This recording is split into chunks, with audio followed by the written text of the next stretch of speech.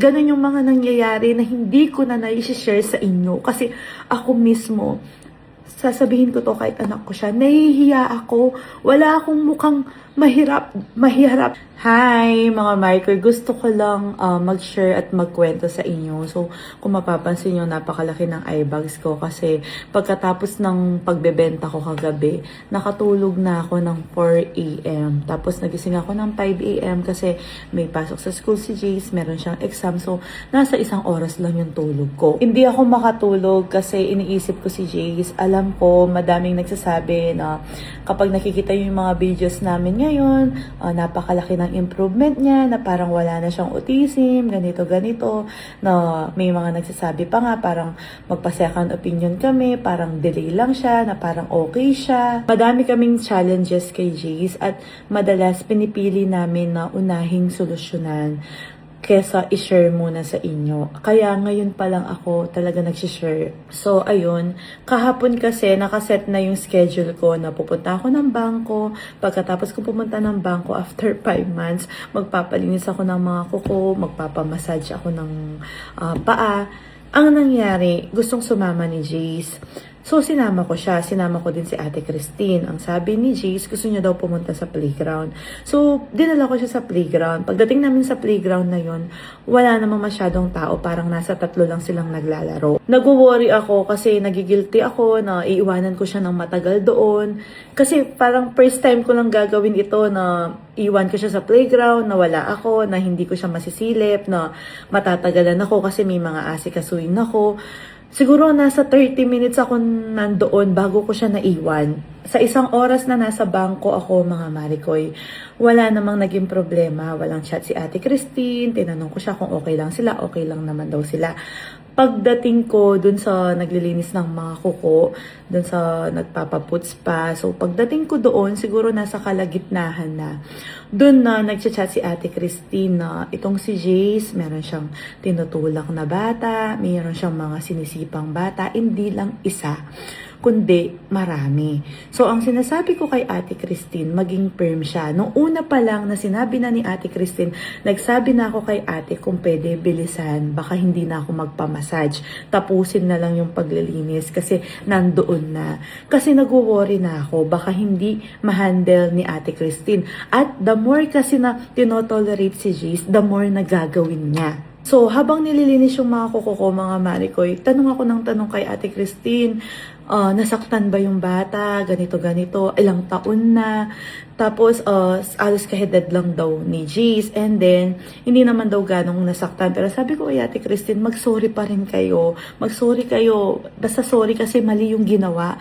Tapos, na-alarma na ako nung sinabi ni Ate Christine na meron siyang bata, parang months pa lang yung old niya, wala pa yatang 1 taon, na tinulak daw ni Jace. Doon na ako nagsabi kay ate na tigilan niya na yung tumayo na ako, nagbayad na ako, pinuntahan ko na sila. Yung mga ibang tinulak niya, 3 daw doon nagpapapicture. Gusto magpapicture kay Jace. Alam niyo naman si Jace na ayaw niya talagang magpapicture, lalo na kung bibiglahin mo siya na papicture. Ang gusto ni Jace, yung lalaruin mo muna siya, ganito. Kasi meron po siyang phobia sa pagpapapicture. Usually kasi kumakain siya ng favorite niya ng pasta, bigla siyang hihilahin, bigla siyang istorbahin, or naglalaro siya, bigla siyang lalapitan. So ayaw po ni Jace yun. Kaya kapag may nagpapapicture sa kanya, lagi kong sinasabi, itry nila na laruin muna, wag mo nang biglain na magpapicture. So, dun sa 3 nagpapapicture na yon, tinulak ni Jace yung 3 bata na kasama nung nanay, or hindi ko alam kung sino yung kasama nila, kung tita, na nagpapapicture. Na okay lang naman daw sa kanila. Pero syempre, sa akin, hindi ako okay kasi hindi tama yung ginawa ni Jace. Kahit na ayaw niyang magpa-picture, hindi dapat na manulak or manakit ng bata. At ang naging alarming sa akin, mga Mariko, yung ibang bata na sinipa niya, tinulak niya, na wala namang naging alarming sign para sa kanya, na hindi naman siya na-trigger para gawin yun. So parang sinasadya niya na gawin. Pagkadating ko sa playground, nag-expect pa ako na may maabutan ako dun sa mga magulang na tinulak ni Jace. Kaso wala na akong naabutan kasi gusto kong mag-sorry personally sa ginawa ni Jace.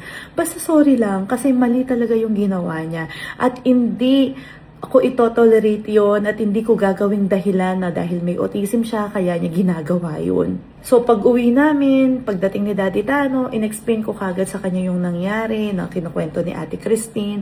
Tapos nagsabi na nga ako sa kanya na kapag ako yung kasama ni Jace, kapag nasa tabi niya ako, kapag nakikita niya ako, hindi niya magawa-gawa yun. Kasi tinatry niya palang gawin, titignan niya palang ako, takot na siya sa akin. So ang nangyayari kasi, hindi siya natatakot kay Ate Christine. Hindi siya natatakot kay Daddy Tano, hindi siya natatakot kay Ate Christine kasi nga itong Ate Christine na to, pinagbibigyan niya lagi si Jace. Tapos nagsabi din ako kay Daddy Tano na baka magpa-schedule ulit ako ng assessment sa doktor ni Jace para ma-concern namin ito kasi lately lang nangyayari ito. Lalo na kapag wala ako sa tabi niya, ginagawa niya yon. Kapag hindi ako nakatingin, kapag hindi ko nakikita. Pero kapag nasa tabi niya ako, tatry niya palang gawin, titignan niya palang ako, matatakot na siya. At pagtingin ko sa messenger ko, nakita ko may request. Pagkabasa ko dun sa message, isa pala yun sa mga magulang na tinulak ni Jace. Gusto niya lang maging aware ako. Pero naawa ako dun sa bata kasi months old pa lang siya. Months old pa lang, napakaliit pa lang. Tapos tinulak ni Jace. So, medyo na anxiety ako dun sa part na yon, kaya hindi ako nakatulog. At kahit na madaling araw na pagkakita ko na naka-online yung therapist ni Jace, chinat ko siya kagad. Sinabi ko sa kanya yung mga concern ko, nag-aasa ko ng help, anong pwede kong gawin para matanggal kay Jace to. Kasi kahit sa school, ginawa niya din yan sa classmates niya. Isang beses pa lang, pero na-alarma na ako. Alam mo yung, siya pa yung nagsusumbong, I kick ganyan siya. Siya yung nag-kick, sinusumbong niya pa yung sarili niya. So, parang iba, kasi kapag ikaw yung may ginawa, di ba takot ka magsumbong sa mga magulang mo? So, sabi ko kay teacher, ganun yung napapansin ko. Tapos, nagsabi si teacher, ang galing nga mag-ano kagad ni teacher, sabi niya, so, parang script daw, gagawin ni Jace, tapos gusto niyang mag-react ka, nagalit ka, gusto niyang makita na galit ka, tapos magsusorry siya.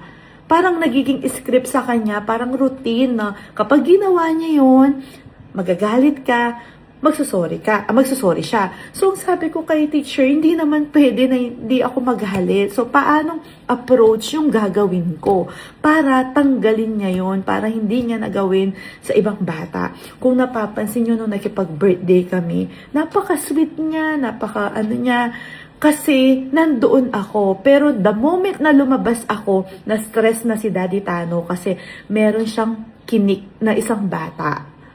Ganun yung mga nangyayari na hindi ko na nai-share sa inyo. Kasi ako mismo, sasabihin ko to kahit anak ko siya, nahihiya ako. Wala akong mukhang mahirap dun sa mga magulang. Kasi hindi tama yung ginagawa ni Jace. Hindi ko alam paano ko siya didisiplinahin na maiintindihan niya yung point ko na hindi maganda yun, hindi nice. Kasi lahat na tinatry ko yung best ko para madisiplina siya, para hindi niya gawin yun.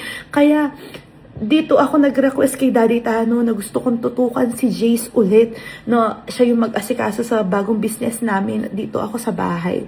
So imagine, nagpalinis lang ako ng kuko, nangyari na naman yan. Lately niya lang ginagawa ito at usually isang bata lang. Pero ngayon, maraming bata. Sa loob ng 2 oras, nasa 6 yung kinik niya at pinalo niya na bata. So, napaka-alarming na sa akin nito. At hindi talaga ako nakatulog. Kasi hindi, alam mo yung iniisip ko, anong pwede kong gawin para hindi niya nagawin to. Kasi nag-worry din ako. Kasi baka masanay siya sa ganito na kapag nag-sorry na, okay na. Baka pagdating ng panahon, may gawin siya na makasakit siya ng ibang tao. Tapos akala niya kapag nag-sorry na siya, okay na, ganun na lang kadali. So, ayokong mangyari sa kanya yun. Ayokong maging ganun siya. Tapos, baka idahilan niya pa na meron siyang autism, kaya niya ginagawa to. So, ayokong dumating sa ganun yung buhay ni Jace. Gusto ko kapag mali. Walang explanation. Basta mali yung ginawa niya, mali yun. Hindi dahil meron siyang autism o kung ano-ano. Kasi tao din siya. At lahat ng tao ay nagkakamali. Kailangan niyang i-admit na nagkamali siya. Hindi niya kailangan i-excuse yung pagkakaroon niya ng autism. At kailangan niyang matutunan na yung pagkakamali na yun, hindi niya pwedeng gawin pa ulit-ulit. At nag-worry din ako kasi paano siya magkakaroon ng mga tao sa paligid niya, ng mga kaibigan, kung ganito siya. Kung sinasaktan niya yung mga kaibigan niya, yung mga tao sa paligid niya. Kaya yung mga nagsasabi na swerte daw yung pagkakaroon ng autism ni Jace. Never kong na-feel na swerte kami dahil may autism si Jace. Swerte kami sa part na nagkaroon kami ng anak, na nabiyayan kami ng anak. At swerte kami na sa amin binigay si Jace kasi kinakaya at kaya namin siyang i-handle. Kasi hindi ko din gugustuhin na mapunta siya sa ibang mga magulang. Mas gusto ko na sa akin na. Pero hindi kami swerte dahil nagkaroon siya ng autism. Kasi kung papipiliin ako, kaya kong i-give up lahat. Tanggalin lang yung pagkakaroon ng autism ni Jace. Tok, tok, tok, tok, tok, tok, tok, tok. Again.